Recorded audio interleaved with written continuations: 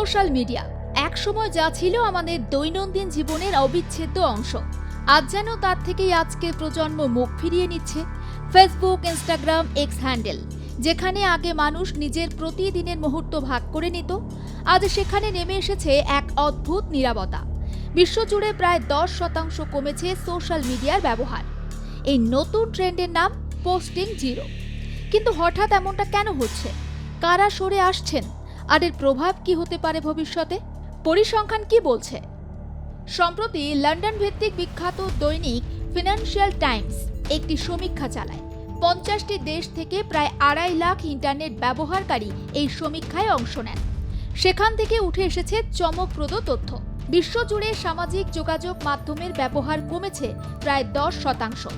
সবচেয়ে বেশি কমেছে তরুণ তরুণীদের মধ্যে। অনেকেই আগের মতো ব্যক্তিগত ছবি বা তথ্য আর শেয়ার করছেন না। হ্যাঁ, আগে যেখানে প্রতিদিন ব্রেকফাস্টে কি খাওয়া হলো, কোথায় গেলাম, কার সঙ্গে আছি, সব আপলোড সোশ্যাল মিডিয়ায় শেয়ার করা হতো, এখন সেটাই অনেকটা কমে গেছে। এই বদলে যাওয়া আচরণকেই বলা হচ্ছে পোস্টিং জিরো। পোস্টিং জিরো কি? পোস্টিং জিরো শব্দটি প্রথম ব্যবহার করেন মার্কিন সাংবাদিক কাইল চেকা। নিজের জনপ্রিয় কলাম ইনফিনিট স্ক্রলে তিনি লেখেন, আমরা হয়তো এমন এক যুগে ঢুকছি যেখানে সাধারণ মানুষ আর সামাজিক যোগাযোগ মাধ্যমে পোস্ট করবে না। কিন্তু কেন এমন হচ্ছে?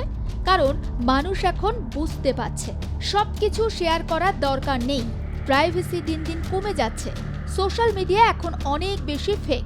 বাস্তব জীবনের বদলে ভার্চুয়াল লাইফে মানুষ ক্লান্ত। ফলে অনেকে ঠিক করেছেন আর নয়, এবার কম শেয়ার করবেন। এই নীরব বিদ্রোহী হলো পোস্টিং জিরো ট্রেন্ড। বিজ্ঞাপন আর এআই কন্টেন্টে মানুষ ক্লান্ত। সোশ্যাল মিডিয়ার অনেকটা বড় সমস্যা বিজ্ঞাপনের আধিক্য, এআই দিয়ে বানানো ভুয়ো কন্টেন্ট, বট অ্যাকাউন্টের আধিপত্য। একসময় প্ল্যাটফর্মগুলো ছিল বন্ধু, পরিবার, পরিচিতদের জন্য। আজ সেখানে ঢুকলেই চোখে পড়ে স্পন্সর পোস্ট, ইনফ্লুয়েন্সার প্রচার, এআই দিয়ে তৈরি ভিডিও, ক্লিক বেট কন্টেন্ট। ফলে প্রশ্ন জাগছে, আমি আসলে কার সঙ্গে কথা বলছি? মানুষ নাকি মেশিন? এই জায়গা থেকেই ডেড ইন্টারনেট থিওরির ধারণা তৈরি হয়েছে, যেখানে বলা হয় অনলাইনে এখন সত্যিকারের মানুষের চেয়ে বট আর এআই কন্টেন্টই বেশি। আর এটাই মানুষকে ধীরে ধীরে দূরে সরিয়ে দিচ্ছে। তরুণ প্রজন্ম কেন এগিয়ে? সবচেয়ে বড় পরিবর্তন দেখা যাচ্ছে জেনজি এবং মিলেনিয়ালসদের মধ্যে। ওরা বুঝতে পারছে সোশ্যাল মিডিয়া মানসিক চাপ বাড়ায়, তুলনা করার প্রবণতা তৈরি করে, সম্পর্কের মধ্যে দূরত্ব বাড়ায়, মনোযোগ নষ্ট করে। তাই অনেকেই এখন অ্যাপ ডিলিট করছে, স্ক্রিন টাইম কমাচ্ছে, মেসেজের বদলে সরাসরি কথা বলছে, রিয়েল লাইফে সময় কাটাচ্ছে। এটা এক ধরনের ডিজিটাল ডিটক্স মুভমেন্ট। সোশ্যাল মিডিয়ার বদলে এখন ট্রেন্ড হচ্ছে বই পড়া, হাঁটাহাঁটি, রিয়েল সম্পর্ক, নতুন হবি। এক কথায় ভার্চুয়াল দুনিয়া ছেড়ে বাস্তব জগতে ফেরা। তাহলে কি সোশ্যাল মিডিয়ার দিন শেষ?